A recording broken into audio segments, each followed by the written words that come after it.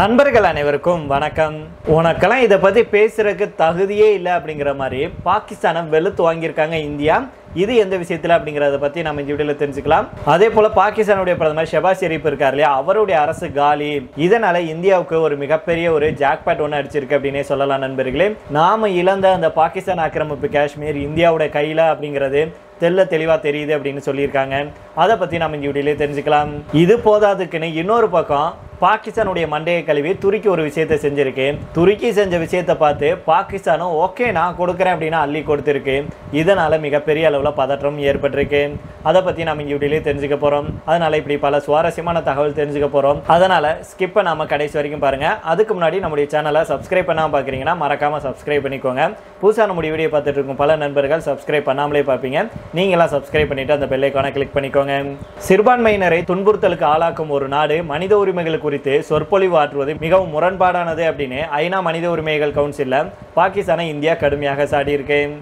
ஐநா மனித உரிமை கவுன்சிலுடைய 60வது கூட்டம் சுவிட்சர்லாந்துடைய ஜெனிவா நகரில் நடக்குது. 34வது கூட்டத்தில் நடந்த விவாதத்தின் போது இந்தியாவுக்கு எதிராக ஆதாரமற்ற குற்றச்சாட்டுகளை பாகிஸ்தான் அடுக்குச்சு. இதுக்கு இந்தியா தரமான பதிலடியை கொடுத்திருக்காங்க. அப்போது இந்திய தூதரான முகமது ஹுசைன் அவர்கள் பாகிஸ்தானுடைய பாசாங்குத்தனத்தை கடுமையாக சாடி பேசியிருக்கிறாரு. அவர் என்ன சொல்றார் அப்படின்னா, சிறுபான்மையினரை துன்புறுத்தலுக்கு ஆளாக்கும் ஒரு நாடு எப்படி மனித உரிமைகள் குறித்து மற்றவர்களுக்கு போதிக்க முடியும் அப்படின்னு கேள்வி எழுப்பியிருக்கிறாரு. மேலும் பாகிஸ்தான் தன்னுடைய சொந்த உள்நாட்டு தோல்விகளை புறக்கணித்து சர்வதேச மன்றங்களை பயன்படுத்தி இந்தியா மேல அவதூறு செய்ய மீண்டும் முயற்சி செய்து அப்படின்னு அவர் கடுமையாக பேசியிருக்கிறாரு.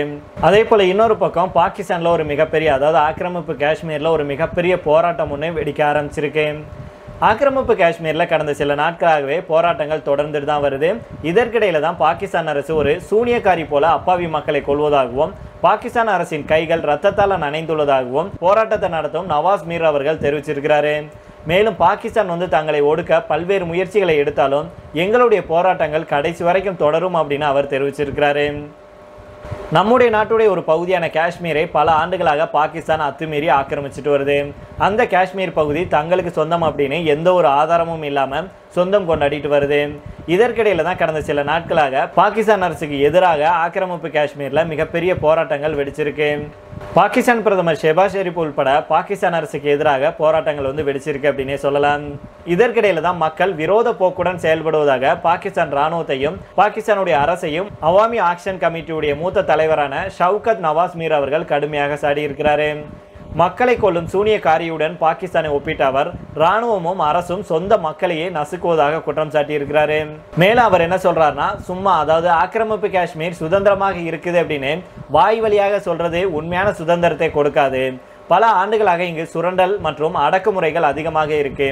எங்களுடைய போராட்டம் ஒரு தனிநபருக்கு எதிரானதல்ல, ஒரு முழு அமைப்புக்கு எதிரானது.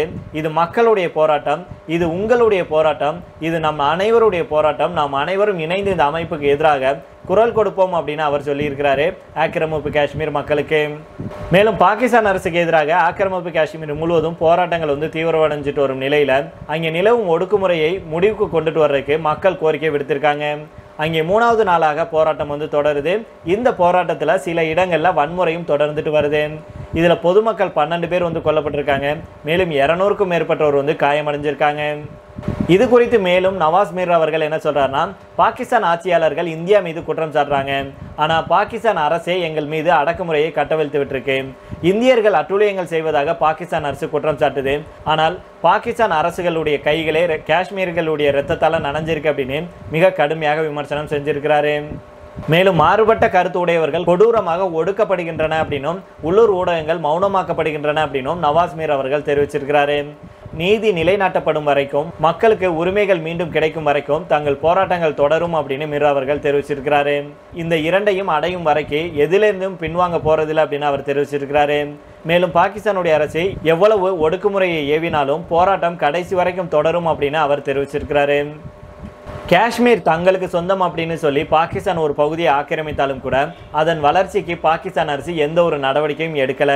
மின்சார கட்டண உயர்வு மற்றும் உணவு பற்றாக்குறைக்கு எதிரான போராட்டமாக தொடங்கிய இது இப்போது பாகிஸ்தான் அரசு மற்றும் இராணுவத்தை நேரடியாக எதிர்கொள்ளும் ஒரு முழுமையான இயக்கமாக மாறியிருக்கு அப்படின்னு வல்லுநர்கள் சொல்லியிருக்காங்க.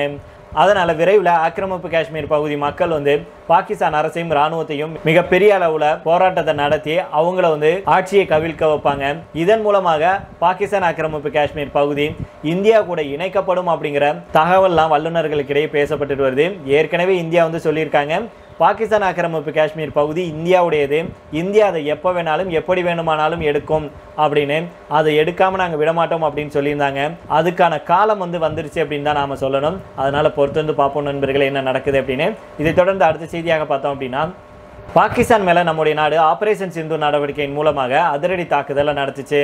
இந்த தாக்குதலின் போது பாகிஸ்தானுக்கு துருக்கி உதவுச்சு.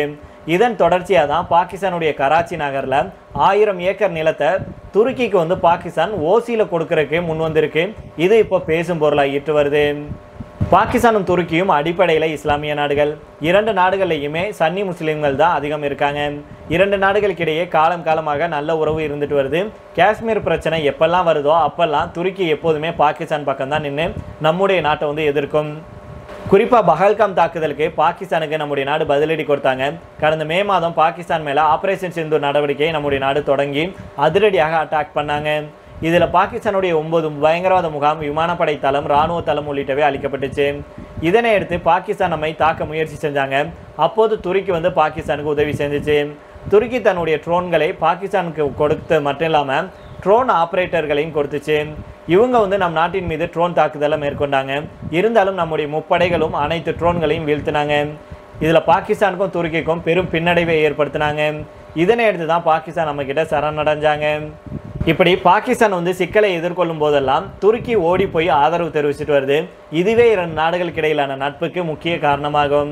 இப்பேற்பட்ட நிலையில தான் துருக்கி நாட்டுக்கு 1000 ஏக்கர் நிலத்தை ஓசிக்கு வழங்குறதுக்கு முடிவு செஞ்சிருக்கு பாகிஸ்தான். இது தொடர்பாக பாகிஸ்தானுடைய பிரதமர் ஷெபாஸ் ஷெரீப் இருக்கார் இல்லையா, அவருக்கும் துருக்கியுடைய அதிபர் எர்டோகனுக்கும் இடையே ஏற்கனவே நடந்த நேரடி சந்திப்பின் போது பேச்சுவார்த்தை நடத்தப்பட்டிருக்கு. அதுக்கப்புறமா சமீபத்தில் பாகிஸ்தான் அதிகாரிகள் துருக்கிக்கு போய் ஏற்றுமதி மண்டலங்களை பார்வையிட்டிருக்காங்க. அதே போல முதலீட்டாளர்களுடைய நலனை துருக்கி எப்படி பாதுகாக்கிறது அப்படின்னு பார்த்துட்டு வந்தாங்க. அதுக்கப்புறம் தான் பாகிஸ்தான் தற்போது தன்னுடைய கராச்சி தொழிற்பூங்காவில் 1000 ஏக்கரை தாரை வார்த்து கொடுத்துருக்கு. அதாவது கராச்சியில் தொழிற்பூங்கா ஒன்று இருக்குது. இங்கே புதிதாக ஏற்றுமதி செயலாக்க மண்டலம், அதாவது EBZ or export processing zone அப்படின்னு சொல்லுவாங்க, இதை அமைக்கிறதுக்கு பாகிஸ்தான் வந்து முடிவு செஞ்சுருக்கு. இங்கே துருக்கி முதலீட்டை ஈர்ப்பதும் 2 நாடுகளுக்கு இடையிலான வர்த்தகத்தை $5 பில்லியன் உயர்த்தும் வகையில் இந்த 1000 ஏக்கர் நிலம் துருக்கிக்கு வழங்கப்பட்டிருக்கு.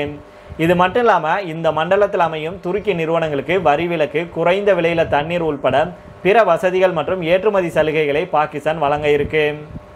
இந்த இடத்துல துருக்கி வந்து ஏற்றுமதி செயலாக்க மண்டலத்தை அமைக்கும் பட்சத்தில் அது பாகிஸ்தானுக்கு பெரிய அளவில் பயனாக அமையும். ஏன் அப்படின்னா கராச்சி வந்து ஒரு துறைமுக நகரமாகும். இங்கே துருக்கி நிறுவனங்கள் பல்வேறு தயாரிப்புகளை மேற்கொள்ளும் போது துறைமுகம் வழியாக அதை எளிமையாக மத்திய ஆசியா மற்றும் அரபு நாடுகளுக்கு வந்து பாகிஸ்தானால் ஏற்றுமதி செய்ய முடியும். இது பாகிஸ்தானுடைய உள்நாட்டு உற்பத்தி மற்றும் வெளிநாடுகளுக்கான ஏற்றுமதியை வந்து அதிகரிக்கும். அதே போல துருக்கிக்கும் இது பெரிய பலனாக இருக்கும். அதாவது துருக்கியுடைய நிறுவனங்கள் கராச்சியிலிருந்து பொருட்களை உற்பத்தி செஞ்சு ஏற்றுமதி செய்யும் போது ஒரு டன்னுக்கான போக்குவரத்து செலவு $4000 வெறும் $1000 குறையும் அப்படின்னு சொல்லியிருக்காங்க. இந்த நிலையில தான் பாகிஸ்தானை பட்டா போட்டு துருக்கிக்கு கொடுக்குறாங்க. பாகிஸ்தான் கராச்சியில் 1000 ஏக்கர் நிலத்தை கிஃப்ட் பண்ணுறாங்க. இதுதான் பின்னணி அப்படின்னு வல்லுநர்கள் வந்து சொல்ல ஆரம்பிச்சிருக்காங்க. அதனால் பொறுத்திருந்து பார்ப்போம் நண்பர்களே. ஒரு பக்கம் ஆக்கிரமிப்பு காஷ்மீரில் மிகப்பெரிய அளவில் போராட்டங்கள் வெடிக்க ஆரம்பிச்சிருக்கு. அதை அமைதிப்படுத்துறதுக்கு பாகிஸ்தான் அரசினாலையும் இராணுவத்தினாலையும் முடியலை.